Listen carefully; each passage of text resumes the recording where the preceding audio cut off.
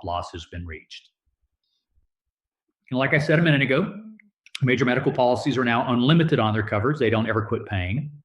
And they provide what's known as blanket coverage, which means you only have one policy that covers everything. You don't have to have a whole bunch of separate policies.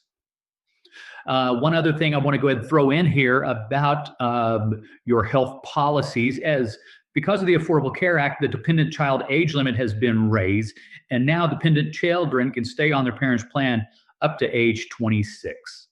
Okay, so dependent children can stay on their parents' plan up to 26, or even after 26 if they're still dependent upon somebody for support. We'll talk about that later. There are supplementary major medical policies. A supplementary major medical policy, all that means is that once your basic policy runs out, then you could have a supplementary major medical policy that would kick in.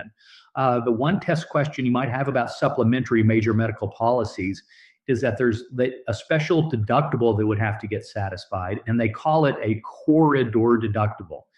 And it must be satisfied before those major medical benefits will kick in. All right, now we're going to go into some different plans. We've got 3 of them here, and I'm going to tell you the words associated with each one. Let me go ahead and throw in here that your test is very specific on where these words are compartmentalized as far as your HMOs, your PPOs, and your POS plans. Remember, the test world is different than the real world. Now, some of you might, as we go through this, go, well, my plan doesn't work that way. Well, guess what?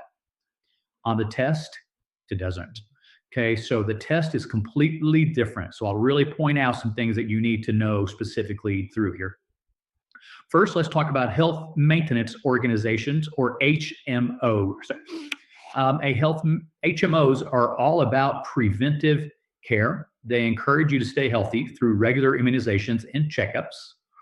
They want to catch stuff early. All 3 of the plans, HMOs, PPOs, and POS plans, they are all called managed care plans. They're helping to manage your care. The whole purpose behind managed care is so that they can control